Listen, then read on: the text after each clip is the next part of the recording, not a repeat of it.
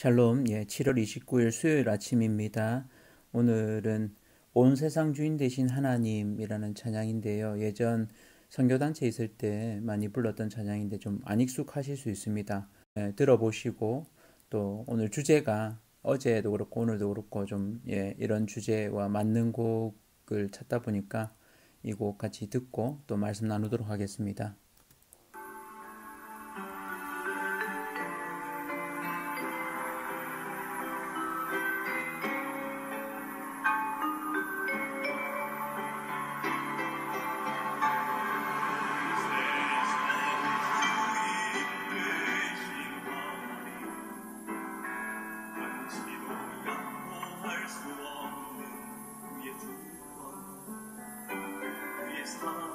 십자가 고난 부활과 구원의 능력 어디서나 말이라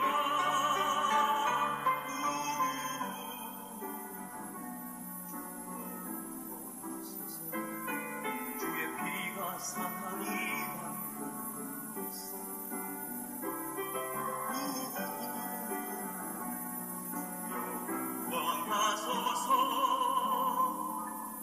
나의 주, 온 세상의 주.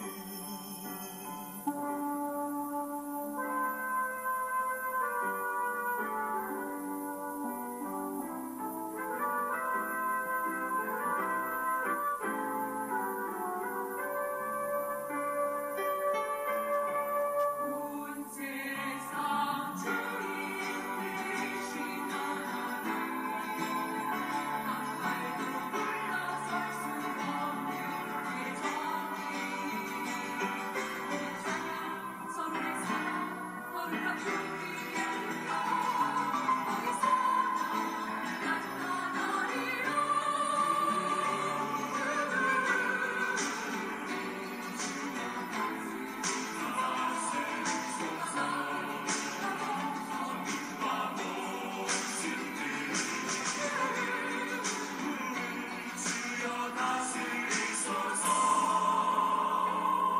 나의 주 온 세상의 주.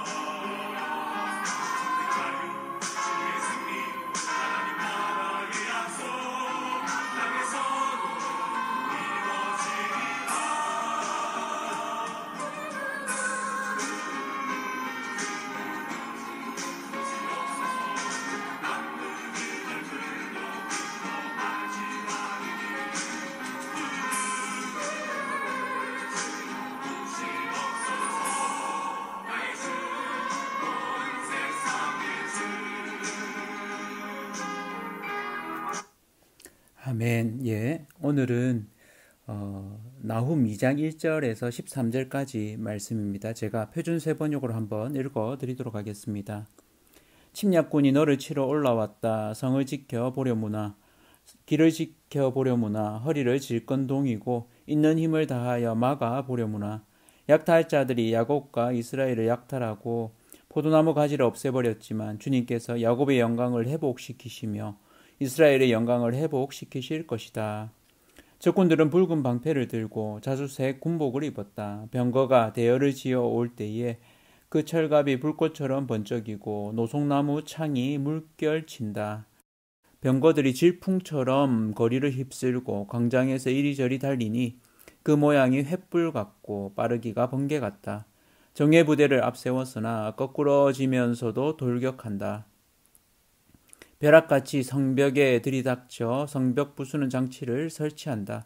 마침내 강에 수문이 터지고 왕궁이 휩쓸려서 떠내려간다. 왕후가 벌거벗은 몸으로 끌려가고 시녀들이 비둘기처럼 구슬피 울면서 가슴을 치는 것은 정해진 일이다. 니느웨는 생길 때로부터 물이 가득 찬 연못처럼 주민이 가득하였으나 이제 모두 허겁지겁 달아나니 멈추어라 멈추어라 하고 소리를 치나 뒤돌아보는 사람이 없다. 은을 털어라 금을 털어라 얼마든지 쌓여있다. 온갖 진귀한 보물이 많기도 하구나. 털리고 털려서 빈털터리가 되었다. 떨리는 가슴, 후들거리는 무릎, 끊어질 것 같이 아픈 허리, 하얗게 질린 얼굴들. 그 사자들의 굴이 어디에 있느냐? 사자들이 그 새끼들을 먹이던 곳이 어디에 있느냐? 수사자와 암사자와 새끼 사자가 겁없이 드나들던 그곳이 어디에 있느냐? 수사자가 새끼에게 먹이를 넉넉히 먹이려고 숱하게 죽이더니 암컷에게도 많이 먹이려고 먹이를 많이도 죽이더니 사냥하여 온 곳으로 바위굴을 가득 채우고 잡아온 먹이로 사자굴을 가득 채우더니 내가 너를 치겠다. 나 만군의 주의 말이다. 내 병거를 불살라서 연기와 함께 사라지게 하겠다. 너의 새끼 사자들은 칼을 맞고 죽을 것이다. 이 세상에 내 먹이를 남겨놓지 않겠다. 내가 보낸 전령의 정갈이 다시는 들리지 않을 것이다. 아멘. 오늘은 니느웨 멸망의 묘사라는 제목으로 같이 말씀을 나누도록 하겠습니다. 어떤 사건이 너무 생생하게 이렇게 그려질 때, 또 뭐 그 어떤 하는 일들에 대해서 미리 아주 자세하게 설명을 듣게 되면 우리가 그에 대한 그림을 그리게 되고 또 그 일들을 좀 더 구체적으로 시행할 수 있게 되는 이런 부분들이 있습니다.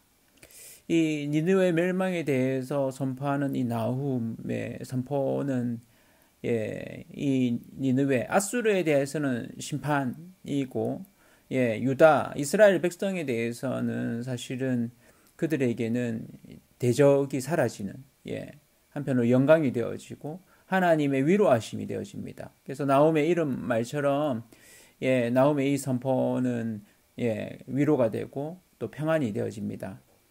니느웨는 사실은 니느웨 자체가 오늘 1절 본문에서 파괴하는 자가 나오는데 그가 파괴하는 자였고 흩어버리는 자였습니다. 그러나 오늘 2장 본문에서는 하나님이 파괴하는 자로 나와서 이 니느웨를 파괴시키고 흩어버립니다.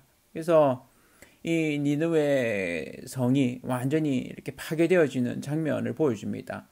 니느웨가 준비가 되어서 옷을 입고 전투를 펼치려고 하지만 그 전투에 전혀 이렇게 손쓰지 못하고 당하는 그런 모습을 보여줍니다. 그러니까 준비를 해도 소용이 없는 모습을 보여주는 거죠.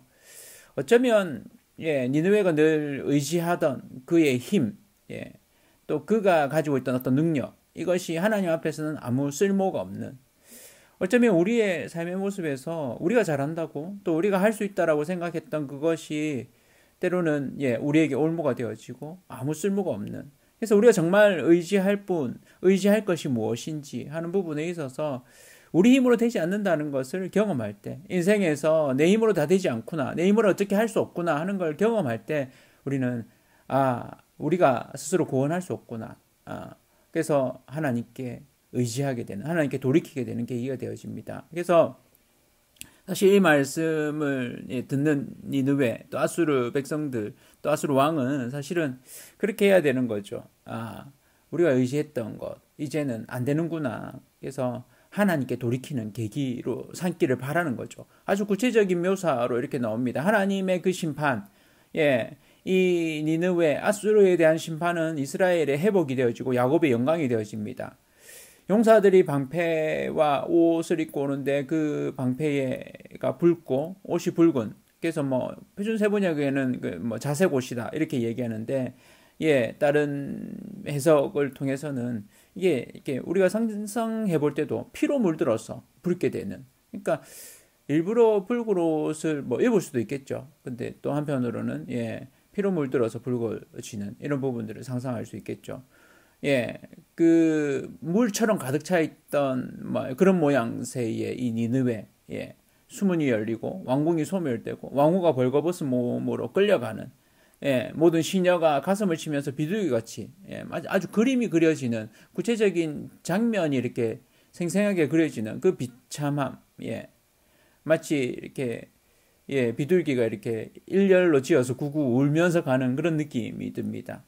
사자 같던 아수르가 예, 그 새끼 사자를 위해서 또 암사자를 위해서 이렇게 준비해왔던 또 먹이를 이렇게 채웠던 이런 것들이 이제는 더 이상 그런 모습이 아니고 예, 이들이 허물어지는 또 이들이 오히려 공격을 당해서 예, 이 먹을 것이 없게 되는 이런 상황으로 이렇게 묘사를 합니다. 그래서 그 사자와 같은 대단한 예, 맹수의 왕이었던 이 아수르가 여지없이 허물어지는 이유 예, 하나님께 대적이 되었기 때문에 내일 본문에서 더 구체적으로 이렇게 좀 이야기가 나오는데 이들이 잘못한 부분 예, 그런 부분들이 있어서 이들이 하나님께 대적했기 때문입니다. 하나님의 뜻대로 행하지 않았기 때문입니다. 그래서 하나님이 심판하시는 거죠.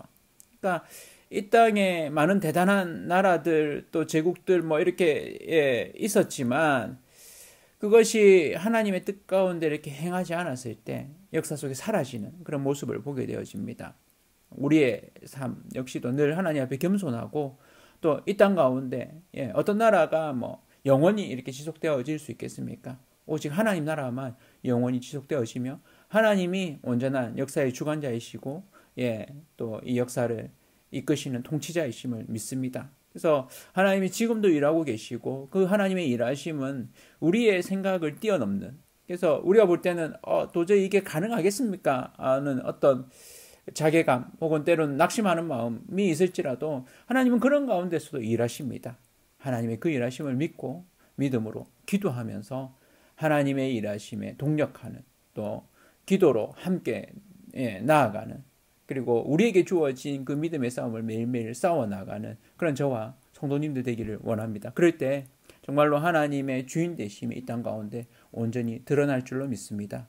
어쩌면 코로나19를 통해서 또 최근에 있는 여러 폭우와 이런 일들을 통해서 우리가 좀 깨달아야 되는 것은 인간이 대단한 것처럼 또 신이 될 것처럼 뭐 호모데우스 이렇게 이야기했던 것조차도 사실은 얼마나 허황되고 교만한 것인가. 그래서 우리가 자연을 돌아보고 또 우리의 삶의 습관들을 바꿔야 되는 이런 어떤 한계 지점에 왔다는 것을 우리가 알고 돌이킬 수 있는 오히려 자연을 우리가 조화롭게 또 어떻게 공존할지 고민하고 그렇게 살아가야 되는 그런 시점이 온 게 아닌가 생각됩니다. 그런 부분들을 고민하면서 하나님 앞에 또 만물의 주관자 되신 그 하나님 뜻대로 행하는 저와 성도님들 되기를 원합니다.